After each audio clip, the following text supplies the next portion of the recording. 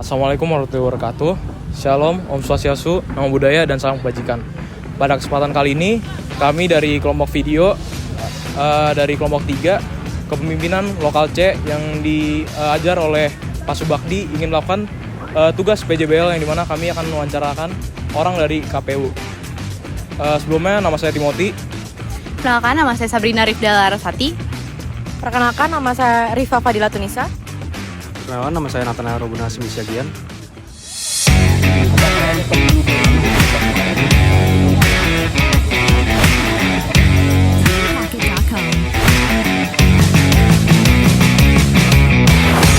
Assalamualaikum warahmatullahi wabarakatuh. Halo semuanya, perkenalkan nama saya Sabrina Rifda Larasati, biasa dipanggil Laras, dari Fakultas Hukum. Di sini kami akan melaksanakan project based learning dari kelas kepemimpinan lokal C.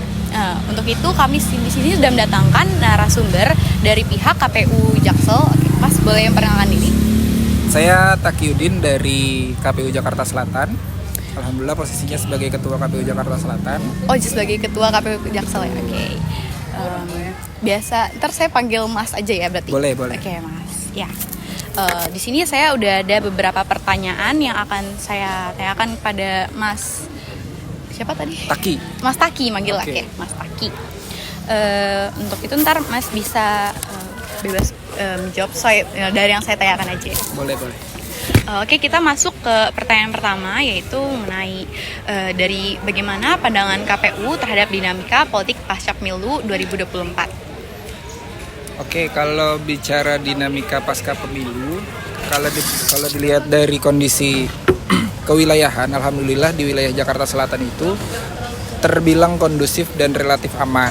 Karena posisinya kemarin kita menjalankan tahapan-tahapan itu sudah banyak berkoordinasi dengan beberapa unsur, yaitu unsur pemerintahan, unsur kemasyarakatan, dan alhamdulillah kondisi kewilayahan di Jakarta Selatan terbilang kondusif. Seperti itu. Jadi keputusan hasil pemilu yang kemarin diputuskan oleh Mahkamah Konstitusi itu terbilang memuaskan dan tidak mengganggu stabilitas yang ada di wilayah kota Jakarta Selatan. Oke, jadi secara garis besar hasil tadi dari kondisi pemilu pasca pemilu 2024 itu untuk dari wilayah Jakarta Selatan itu sendiri terbilang kondusif ya. Alhamdulillah. Dengan sudah melaksanakan tadi berbagai unsur yang telah disebutkan. Iya. Oke, saya lanjut ke pertanyaan yang selanjutnya. Jadi kalau menurut pihak KPU itu apakah pemilih pemula itu sudah mampu mempersepsikan dan merespon situasi politik pasca pemilu 2024? Oke. Kalau yang berkaitan dengan pemilih pemula ataupun generasi-generasi yang lain, kami hanya menjalankan tahapan-tahapan untuk penyelenggaraan pemilu. Tapi kalau point of view-nya atau dari sisi para pemilih itu kita tidak mendalami informasi tersebut karena posisinya mereka yang memilih. Nah, kebetulan kan Kak Laras ini sebagai pemilih pemula, yang mungkin baru pertama kali mencoblos di tahun 2024 kemarin. Betul. Kira-kira apa sih, sekalian saya pengen tanya juga, apa sih harapannya ataupun kemarin bagaimana kemarin posisi di tahun 2024 saat mencoblos presiden dan wakil presidennya ataupun pileg atau pemilihan legislatifnya. Kira-kira gimana, Kak Laras? Jujur saya sendiri untuk pribadi kemarin karena baru pertama kali, saya sebelumnya emang belum tahu gimana kalau pemilih itu kertasnya segede itu ya. Oke, baik. Kertasnya gede banget. Yeah. Saya juga bingung milihnya gitu. Untuk harapan saya sendiri sebagai pemilih pemula di mungkin untuk kondisi pemilu yang akan datang ya, mungkin yang pastinya terlaksananya sasul berjurdil. Ya. Lalu selanjutnya yang pastinya adanya transparansi hasil baik itu hasil pemilihan ataupun yang lainnya, yang pastinya transparansi yang informasi itu tersampaikan kepada pemilih-pemilih baik itu pemuda ataupun pemilih pemula yang untuk generasi selanjutnya. Berarti ini juga jadi masukan untuk KPU Jakarta Selatan. Iya, betul. Bagaimana menyikapi pemilih pemula untuk tahun 2029 nanti. Iya. Dan jadi bahan evaluasi kita juga untuk melaksanakan sosialisasi yang lebih dalam lagi untuk para pemilih pemula. Paling seperti itu. Oke. Saya lanjut ke Boleh, pertanyaan silakan. ya. Ya, untuk pertanyaan selanjutnya itu bagaimana strategi KPU dalam meningkatkan partisipasi pemilih pemula dalam proses politik pasca pemilu? Ya, yang mana untuk melibatkan pemilih pemula dalam proses politik di 2029 datang. Oke. Kita nge-review dari 2024 kemarin dulu ya. Iya, betul. Artinya tahapan-tahapan yang kita jalankan untuk mensosialisasikan kepada pemilih pemula. Kalau di 2020 untuk pemilu 2024 kemarin, kita melaksanakan tahapan sosialisasi itu di berbagai tempat. Ada khususnya untuk meningkatkan partisipasi pemilih pemula itu kita menyambangi sekolah-sekolah SMA, khususnya yang mereka itu kan di usia 17 tahun itu rata-rata di kelas 2 dan kelas 3. Betul. Nah, posisi kelas 2, kelas 3 ini yang potensi pemilih pemulanya lebih banyak. Makanya kemarin selain ke sekolah-sekolah, kita juga mensosialisasikan itu ke masyarakat luas ataupun kampus-kampus yang ada di wilayah Jakarta Selatan. Oke. Kayaknya kemarin ini untuk tugas di UPN kan ya?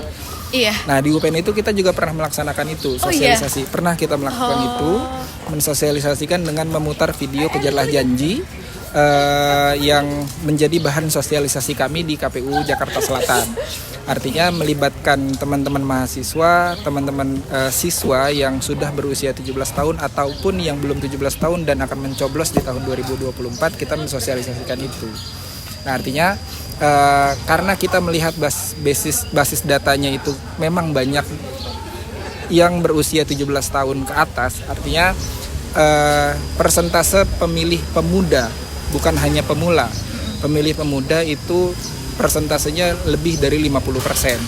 Artinya target sosialisasi kami lebih ke arah sana. Nah, lalu bagaimana untuk tahun 2029 nanti? Karena kemarin persentase pemilih di wilayah Jakarta Selatan itu cukup tinggi, kemungkinan besar kita akan mengulangi sosialisasi langkah-langkah yang sama atau kita akan memperbaharui sesuai dengan kondisi di tahun 2029 nanti. Contohnya kemarin banyak kita mensosialisasikan melalui sosial media karena itu cukup signifikan untuk meningkatkan partisipasi pemilih pemula ataupun generasi-generasi muda. Betul. Seperti itu. Oke, jadi untuk di pemilihan selanjutnya itu bisa dengan dari yang adanya sosialisasi dari media massa yang seperti ada di media sosial biasa dipakai untuk pada generasi-generasi yang sekarang kayak Gen Z gitu-gitu. Betul.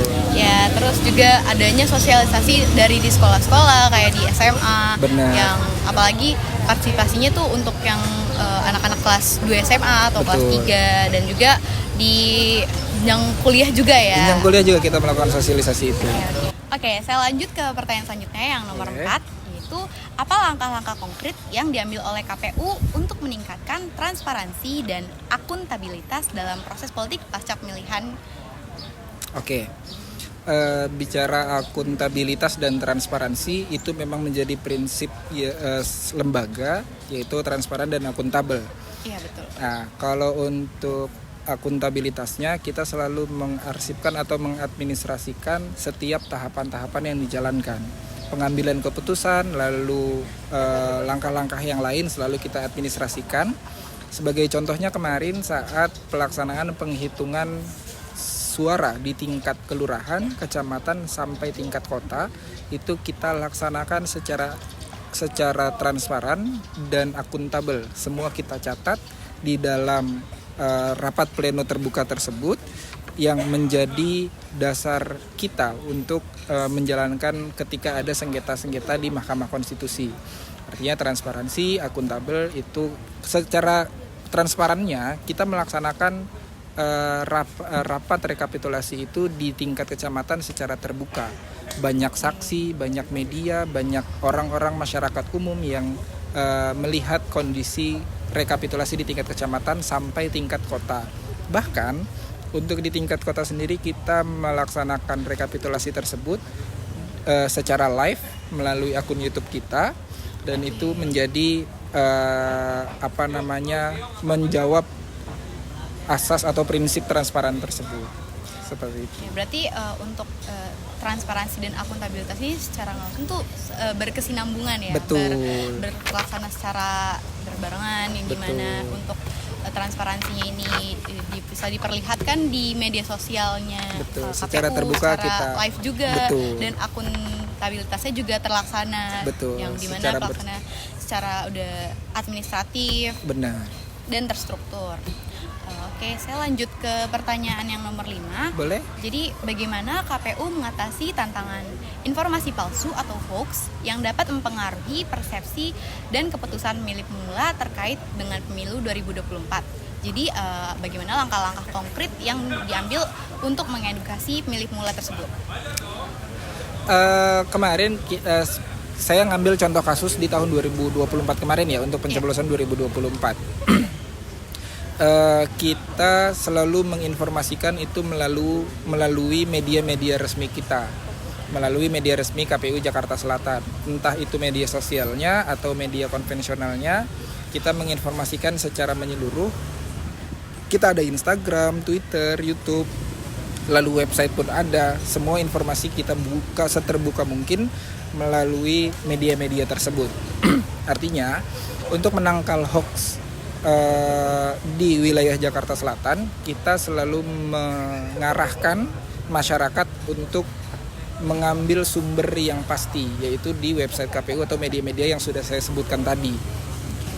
Dan untuk sosialisasi yang ada di wilayah Jakarta Selatan, kita menyambangi setiap kecamatan di wilayah Jakarta Selatan dan menginformasikan secara luas tahapan-tahapan yang sedang kita jalankan. Artinya secara langsung kita menyampaikan ke masyarakat, ini loh tahapannya benar.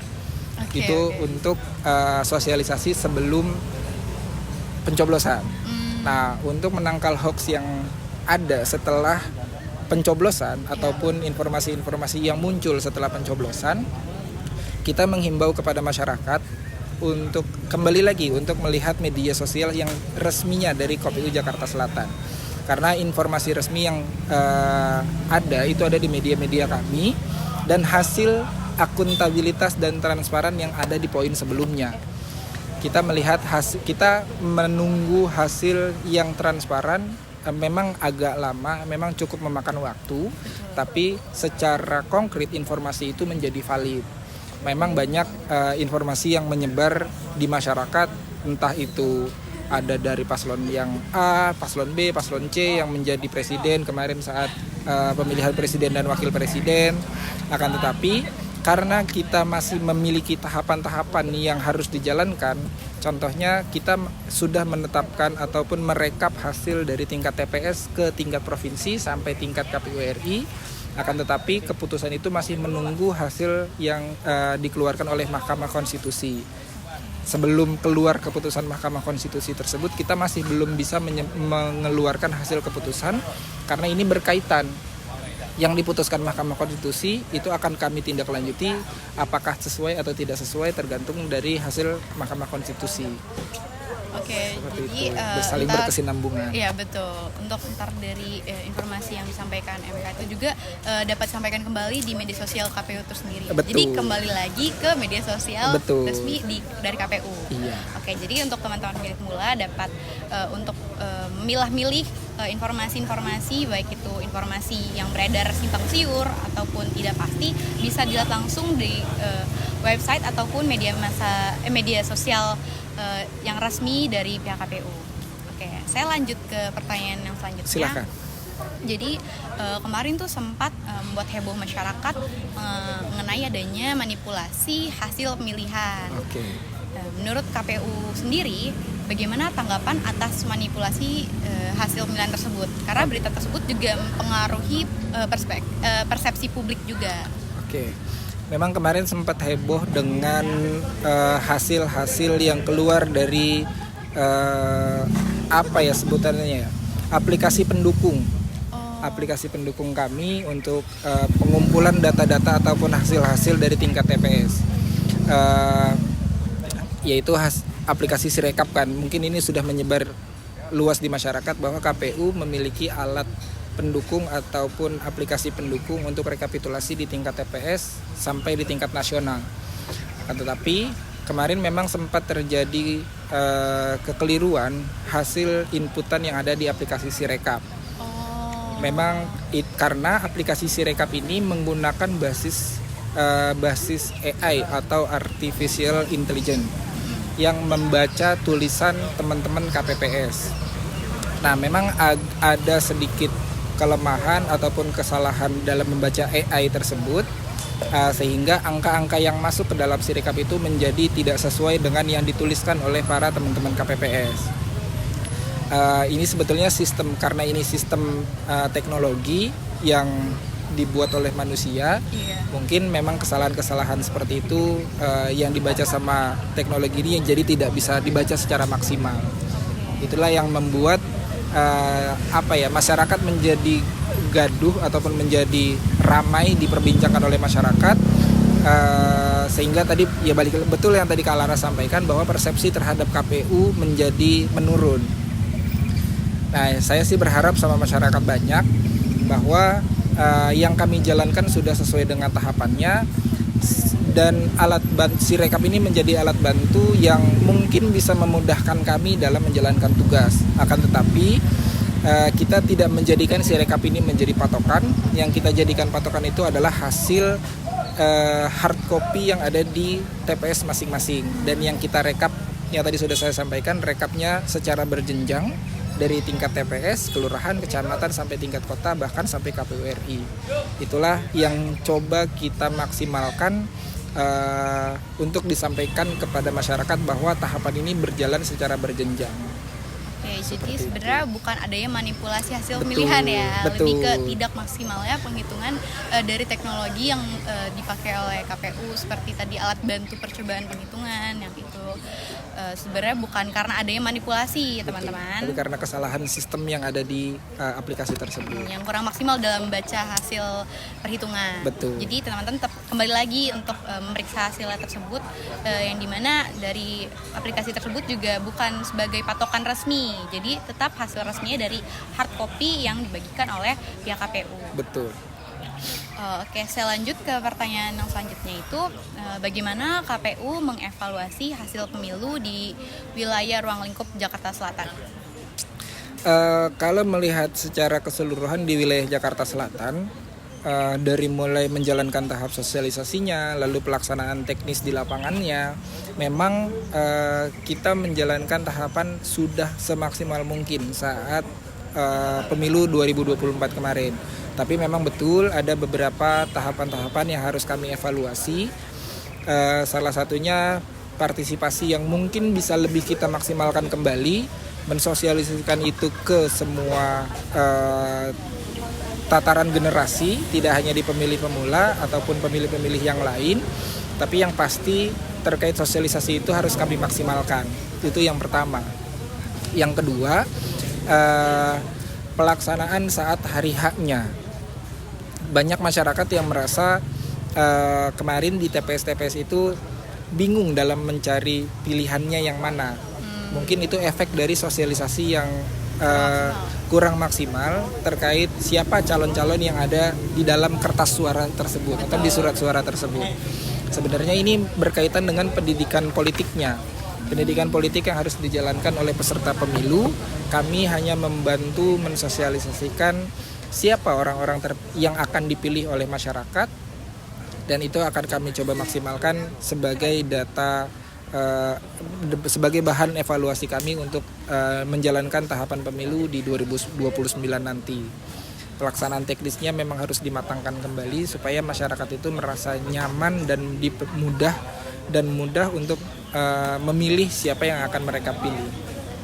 Oke, jadi untuk mengevaluasi ini lebih ke secara teknis ya. Jadi pemilih itu dari pihak KPU-nya itu lebih ke meningkatkan partisipasi dari pihak pemilihnya. Nah, itu untuk kebenaran dari itunya kembali lagi ke pihak pemilih yang lebih mematangkan bagaimana pemikiran secara politik yang mengenai siapa-siapa yang akan ada di untuk pemilihan di pencoblosan tersebut. Nah, sebetulnya kita juga bisa memaksimalkan informasi lebih ke masyarakatnya ya. Masyarakat itu bisa lebih memaksimalkan mencari informasi siapa yang akan mereka pilih. Sekarang media sudah banyak yang menginformasikan siapa calon-calon yang mengikuti atau sebagai peserta pemilunya itu sudah banyak beredar di media, dan mungkin masyarakat bisa lebih mendalami siapa kira-kira calon yang menurut mereka sesuai dengan keinginan para pemilih itu. Sebenarnya juga kemarin waktu aku milih itu sempat ada web yang dimana sebenarnya bukan menghitung lebih ke pencocokan kalau dari suara kita tuh dari pemahaman kita lebih cocok dengan ide-ide dari paslon yang mana gitu. Oke. Sebenarnya udah ada, cuman mungkin dari pihak pemilihannya kurang menjangkau untuk ke pihak pemilihannya tersebut. Oke, kita lanjut ke pertanyaan selanjutnya. Dari itu jumlah pemilih di wilayah Jakarta Selatan apakah tercatat di KPU tuh ada berapa? Kalau yang terdaftar di dalam DPT atau daftar pemilih tetap itu kita punya sejumlah 1.766.049 orang yang terdaftar di dalam DPT. Akan tetapi kemarin setelah rekapitulasi di tingkat kota dan selesai di tingkat nasional, kita sudah mengumpulkan 83,8% kalau saya tidak salah, itu untuk partisipasi di masyarakat. Artinya dari warga yang ada di masyarakat yang ada di Jakarta Selatan itu sebanyak 83,8% yang berpartisipasi dalam pemilu 2024 kemarin. Nah, dari 1,7 sekian itu notabene-nya banyak pemilih yang dikategorikan sebagai pemilih pemuda, bukan hanya pemula. Artinya sekitar, kalau saya tidak salah ingat, ada 52% pemilih pemuda yang usianya di bawah 40 tahun. Artinya partisipasi masyarakat yang berusia 40 tahun ke bawah, dari 17 tahun hingga 40 tahun, itu sebanyak 52% Dari 1 juta sekian. dari 1 juta sekian. Banyak partisipasi masyarakat yang banyak masyarakat yang berpartisipasi dalam menjalankan pemilu 2024 kemarin dari kategori kepemudaan. Dan alhamdulillahnya partisipasi tersebut terbukti dengan banyaknya pemilih di wilayah Kota Jakarta Selatan yang sesuai dengan angka 83% tadi. Berarti dengan itu bisa dikatakan mayoritas pemilih itu aktif ya untuk melakukan, menyuarakan haknya dalam memilih. Betul. Oke, saya lanjut ke pertanyaan selanjutnya, yaitu bagaimana cara pemilih pemula ikut serta menjadi bagian sebagai kayak mungkin dari panitia atau dari atau anggota yang lainnya yang pasti berpartisipasi dari momen pemilihan umum tahun 2024. Jadi itu bagaimana caranya? Oke, sebenarnya ini tidak hanya untuk pemilih pemula ya. Masyarakat umum pun sebenarnya bisa terlibat dalam menjalankan pemilihan umum. Jadi ada 2 mekanisme, yaitu terlibat menjadi penyelenggara atau membantu proses demokrasi yang ada di wilayah masing-masing. Menjadi penyelenggara itu bisa terlibat di dalam menjadi KPPS-nya atau yang bekerja dalam menjalankan di TPS masing-masing, atau menjadi penyelenggara di tingkat kelurahan, di tingkat kecamatan, itu bisa terlibat di dalam organisasi kepenyelenggaraan yang ada di KPU. Akan tetapi bisa juga terlibat mengawal proses demokrasi yang ada di wilayah Jakarta Selatan, yaitu dengan mungkin bisa menjadi pemantau pemilu ataupun relawan demokrasi yang mengawal demokrasi yang ada di wilayah Jakarta Selatan. Itu contohnya misal tadi informasi-informasi yang mungkin dianggap informasi palsu atau hoax, itu bisa dibantu oleh masyarakat. Ini loh yang benarnya seperti ini. Menjadi pemilih cerdas itu memang banyak manfaatnya. Bisa mengedukasi masyarakat yang lain yang mungkin masih belum mendapatkan informasi secara terbuka, bisa dibantu dari hal tersebut. Paling seperti itu. Jadi untuk menjadi atau ikut terlibat di kepemilihan ini tuh bukan hanya menjadi anggota KPPS saja. Betul, ya, tapi bisa itu dari bisa luar. dikatakan lebih luas lagi, bisa untuk pemantauan kondisi pemilihan tersebut dengan atau juga menjadi pemilih pintar yang bisa menangkal hoax tersebut juga termasuk sebagai yang terlibat dalam pemilihan ini ya. Dan itu kami juga sangat terbantu ketika masyarakat melakukan hal tersebut apakah mencari informasi lebih dalam ataupun mencari informasi yang sesuai dengan kapasitasnya ataupun sesuai dengan pilihannya, itu kami sangat terbantu sekali. Oke, lanjut ke pertanyaan yang terakhir itu, apa cara yang dapat dilakukan KPU, pemerintah dan masyarakat untuk memantau dan mengantisipasi potensi permasalahan dan kerawanan yang dapat muncul pada kondisi pasca pemilihan umum yang dapat mengganggu stabilitas demokrasi di Indonesia? Oke, ini saya bicara tentang kewilayahan yang ada di wilayah Jakarta Selatan. Balik lagi sesuai dengan argumen yang saya sampaikan di awal tadi, bahwa kita menjalankan tahapan pemilu itu sudah berkoordinasi dengan beberapa lembaga ataupun stakeholder yang ada di wilayah Jakarta Selatan. Mulai dari pemerintah kota, lalu ke kepolisian, TNI, semua kita libatkan, ataupun tokoh-tokoh masyarakat yang ada di wilayah Jakarta Selatan. Alhamdulillahnya kita saling berkoordinasi dan berkolaborasi dalam menjalani tahapan-tahapan tersebut, dan sudah menginformasikan secara menyeluruh kepada masyarakat melalui tokoh-tokoh masyarakat. Ini menjadi langkah-langkah yang kami gunakan untuk mengantisipasi hal-hal yang tidak diinginkan untuk kewilayahan.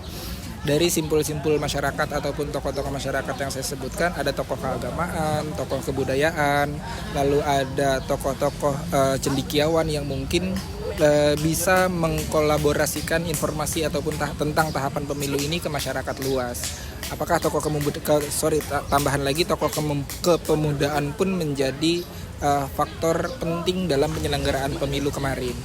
Karena tadi sesuai yang saya sampaikan, banyak pemilih pemuda yang berpartisipasi dalam pemilu tahun 2024 kemarin, makanya kami melibatkan tokoh-tokoh pemuda tersebut yang bisa merepresentatifkan pemuda di wilayah Jakarta Selatan. Tahapan-tahapan tersebut kami ambil karena kami merasa KPU itu tidak bisa bergerak sendiri ataupun menjalani tahapan penyelenggaraan pemilu itu sendirian, dan harus melibatkan banyak lembaga ataupun keterlibatan masyarakat umum supaya bisa menciptakan suasana yang kondusif dan aman yang ada di wilayah Jakarta Selatan. Seperti itu. Oke, jadi yang pasti itu dilakukan dengan cara berkolaborasi dengan pihak-pihak baik itu pemerintah, masyarakat, dan juga melibatkan tokoh-tokoh masyarakat. Betul. Dari entah tokoh kebudayaan atau tokoh-tokoh yang lainnya, ya, untuk mengantisipasi adanya potensi-potensi yang tidak diinginkan tersebut, ya Kak? Betul, alhamdulillahnya berjalan lancar, dan semoga bisa kami ulang kembali di tahun 2029 nanti, dan meningkatkan partisipasi yang ada di wilayah Jakarta Selatan bisa lebih tinggi lagi. Semoga dari ini pertanyaan udah selesai. Semoga dari pertanyaan dan hasil wawancara ini dapat dijadikan evaluasi baik itu dari pihak KPU ataupun dari pihak pemilih-pemilih, entah pemilih pemula, pemilih pemuda, ataupun pemilih-pemilih yang lainnya. Ya, saya boleh menyampaikan harapan dulu. Ya, boleh. Harapan tahun 2029 nanti, semoga teman-teman yang hari ini menjadi pemilih pemula bisa mencari informasi yang lebih dalam lagi untuk persiapan tahun 2029. Karena bergeraknya pesta demokrasi itu untuk semua kalangan dan semua lini. Jadi tidak mengkhususkan ke generasi A, B, C, tapi pesta demokrasi ini untuk masyarakat umum dan bisa dinikmati dan bisa digunakan oleh masyarakat luas. Oke, Seperti baik. Terima kasih atas masukannya, Mas. Oke. Terima kasih banyak. Udah selesai sesi wawancara kita. Semoga video ini dapat memberikan kebermanfaatan untuk kita semua. Sekian dari saya sebagai pewawancara. Assalamualaikum warahmatullahi wabarakatuh. Terima kasih. Terima kasih sudah menonton video ini. Kami harap video ini dapat memberikan pembelajaran dan esensi yang baik untuk masyarakat dan demokrasi substantif untuk Indonesia Emas 2045. Terima kasih.